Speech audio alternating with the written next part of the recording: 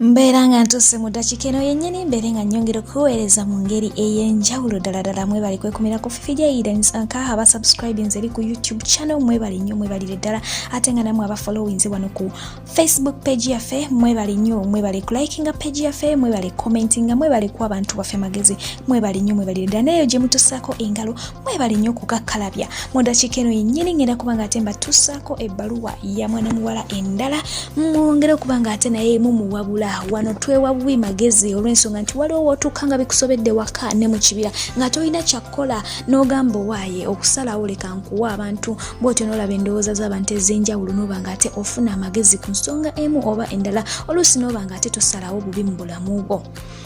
Mwana muwala awandise n'agamba bw'ati n'agamba Fifi amannya gange bampita Jalia nga mpandise ebbaluwa eno kubanga ntaasa obulamu bwa muto wange ali mu matigga eddakiika eno.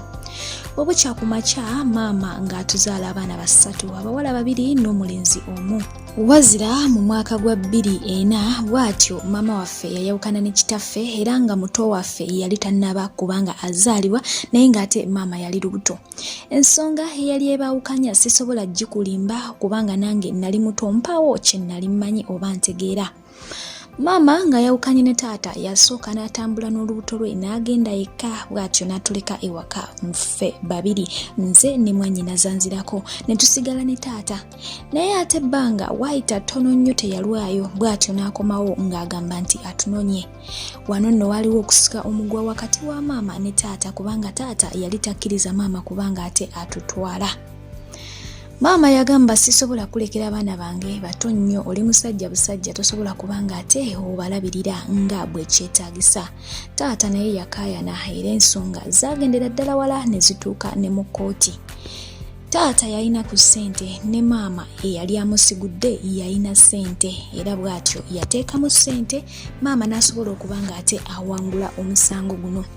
Bwe batyo taata baamukkiriza okuba nga atulabako munaddala mu biseera ebya holiday wamu n'okuba nga ate atukyalirako ku ssomero. Twakula mpola mpola mu mbeera bw'etyo nga maama atututte gye yali atututte mu maka amalala. Tegaali maka mabi gaali galabikira ddala bulungi kubanga omusajja ye ssente yali azirina. Twakulira mu maka ago naye nga ffe ababiri tukimanyi bulungi nti awo si wewaffe. Muto waffe yazaalibwa ye n'akula nga talina kyamanyi ku sitoli ey'obulamu bwaffe obwasooka. Era bwe yazaalibwa taata yabanja nnyo okumanya oba ddala mwana we oba si mwana we. Wabula maama yamugambanga kimu omwana wuwo. Naye okusinziira ku mbeera eyali etuuseewo kyali kizibu taata okukkiriza nti ddala omwana ono yali wuwe. Bwe batyo beeyongererayo ddala era ensonga baazitwala ku ddaala eddala ne boolekera mu ddwaliro ne bakola DNA test. Results zaavaayo nga zooleka bulambalamba nti omwana yali wa taata era taata bw'atyo yeeyongera okumwagala wamu naffe okutwagala. Twasomeranga mu bisulo taata teyassuulanga mukono oba teyassa mukono yajjanga n'atukyalira era nga yatuguliranga buli kimu ekyali kisaanidde ng'era omuzadde. Wabula ne taata ono omupya gwe twali tufunye teyatulaga wadde obukyayi wadde okutwekokkola yatwagala n'atulabirira ng'abaana ababe. Holiday we yatuukanga maama yatulekanga ne tugenda ne tulabangako taata waffe era ne tubeerako naye ebbanga lyonna taata lye yabeerawo teyawasa mukazi mulala mu nju tewali mukazi gwe twasangayo era buli we twagendangayo twabeerangayo ffekka ne kitaffe. Ekintu ekyo kyankosanga okubanga ndaba taata waffe ali mu nju yekka ate nga maama ali eri n'omusajja omulala. Kyantwalira ebbanga okugezaako okukidigestinga mu bwongo bwange nti famire yali ewamu mwanattu yasasika naye nga mpaawo kye nali mmanyi kubanga nange nali mwana muto ng'ebisinga ndaba birabe. Taata yatubuuzanga butya bwe tusanga taata waffe omupya wabula twamugamba munnange musajja mukkakkamu talina buzibu tatulumyangako era nga buli kimu akituwa singa tuba twetaaze.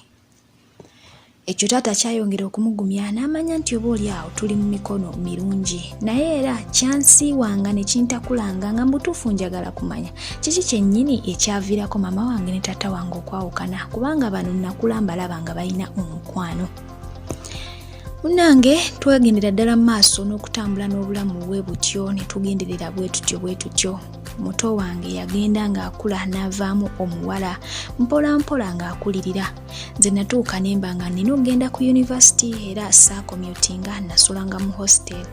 Ekyo nno kyantwaliranga ebbanga ddene okubanga ndaba ku bato bange kubanga bo babeerangayo ewaka mu biseera bya holiday ate nga nze ndi ku campus nga ndwawo okuddako ewaka. Kaakati mu biseera bino ebya corona tubadde waka munange nga muto wange embeera ze ndaba zitandise okukyuka. Jjukira ono alina emyaka 16 gyokka era nga yali yakagiweza. Embeera ze bwe zikyuka namusembeza nga nze ne mugamba mbuliraako olina ekikulya obwongo naye ng'akaaba bukaabi ng'omwana tayagala kwogera. Nze saamanyanga kiki kimuliko naye ng'era kyammalangako emirembe kubanga nabeeranga buli kadde njagala okumanya kiki ekitawaanya muto wange. Muto wange yantuuza lumu n'angamba leero ngenda kukubuulira ko nze mbuuliraako. Namubembereza kubanga si muntu wa kwogera asirika nnyo ebiseera ebisinga naye ebigambo bye yaŋŋamba byankaabya amaziga ne mpulira nga nkyawa ne maama nzaala kubanga ye nsibuko ya buli kimu. Yatandika okuŋŋamba nti omusajja gwe tubadde nga tuyita taata yatandikanga omusoberera mu biseera ebya holiday buli maama lwe yabeeranga agenze ku mulimu. Yaddanga emisana n'amusoberera. Ono kyasooka ne kimuzibuwalira era yamwejjangako naye omusajja yakalubanga era ng'emirundi egiwerera ddala abadde nga amurepinga burepinzi. Muto wange wenjogerera mukadde kano alina olubuto lw'omusajja kubanga muto nga bw'okiwulira taganzangako mulenzi yenna. Ali lubuto lwa musajja mu nju y'omusajja, omusajja ayagala maama waffe ffe gwe tuyitanga taata waffe. Ekyennaku nga nkuzizzaako emabega mu mwaka gwa 2018 taata yalwala ensigo era embeera n'ebijjawalira ddala bw'atyo n'atulekulira kubanga ye yali atutegeera mu buli mbeera. Taata waffe yafa. Maama yabikaminga obsessed n'omusajja. Toyina ky'omugamba ku musajja we nakkiriza nti oba kituufu ye amuwakanira mu buli mbeera. Tayagala mu bufunze kwogerako n'omusajja kubanga alaba omusajja we atuwa buli kimu kye twetaaga era ng'atubeereddewo mu mbeera yonna ey'obulamu. Nze gwe mulaba ndi mu kutya. Simanyi oba muto wange alina n'obulwadde obulala. Simanyi oba bamaama balamu oba si balamu. Kwe gamba ndi wano sibitegeera naye ng'akaana kato mpulira ennaku ennuma. Simanyi we mba ntandikira kiki kyennyini kye mba ntandikirako okubanga nkolera omusajja ono. Simanyi oba omwana olubuto tululeke lukule. Simanyi oba ndi wano sibitegeera baganda bange. Binsobedde eka ne mu kibira kubanga olubuto luli mu myezi 2 bwe giti okusinziira ku nteebereza yaffe nga bweri luli mu myezi 2 terunnaba kubanga lufulumayo terunnaba kubanga lukula. Naye kino maama takimanyi, mwannyinaze takimanyi wabula kiri wakati wange ne kato kange. Mpulira ng'ennaku ennuma olw'okuba nti bino byatuuse ku muto wange ali innocent n'engamba osanga byandituuse ku nze n'ebitatuuka ku muganda wange gwe njagala okuzaama. Kaakati mbadde nsaba ku magezi baganda bange. Nkole ntya olubuto luno ndukolere ki ntandikirewa mumpe ku magezi abawuliriza baffe abalungi. Eyo yembozi ya mwana muwala Jalia yo ekwasiza ddala ennaku abaana bawala bangi basinkanye kino ekizibu oluvannyuma lwa bamama baabwe okulwawukana ne bakitaabwe ate ne bagenda nabo mu malya amalala. Abasajja baba bafumbiddwa ne batandika okuba nga ate baagala okuganza bawala baabwe. challenge nnoyo nene y'amaanyi. Yes, bamaama baagala okunoba baba noba olw'embeera omu oba endala. Ebiseera ebisinga banyigirizibwa n'abanga takyalina kyakkola. Naye ate ne gy'agenze naye oluusi tamanya nti agenze kufumbirwa monster.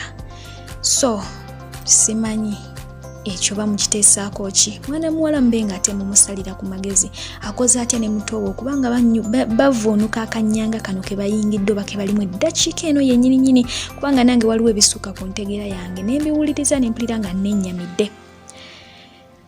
N'ekirala nga tuwa mwana muwala ono amagezi tweweeko naffe amagezi nga bamaama bw'oba onobye ng'olina abaana bo olina okuba ng'oyingira nabo eddya lino eppya ly'ogenzeemu oba olina okuba nga olina w'obateekako oba okubalekera kitaabwe kubanga ate n'okubalekera kitaabwe oba otya nti mujja wajja kujja taata waabwe ayinza okufuna mujjawo najja ate n'atulugunya abaana bo oba obatwalanga ewa maama wo oba kwegamba wendowoozayo gwe gy'olaba kubanga buli kimu kiraga nti tekiri seefu bw'obalekewa kitaabwe mujja wajja kubatulugunya bw'ogenda nabo ebivaamu ndowooza mubiraba kubanga ono si yasoose stories bwe ziti zizze zibeerawo mu bantu ng'omusajja gy'ogenza okufumbirwa ate yeefuulidde muwala wo gw'ozaala.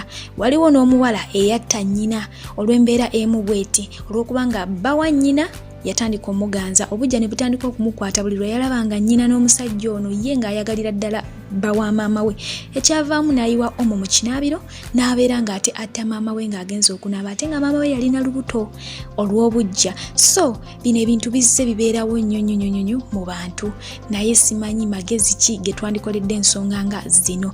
Wa endowooza yonna okuteesaako wano okufifijja Daniels Anka tujja kuba nga tukwaniriza nnyo atakumira mpeera yongera okuba nga abankuumira mbaagala nnyo mubeere bulungi mweraba.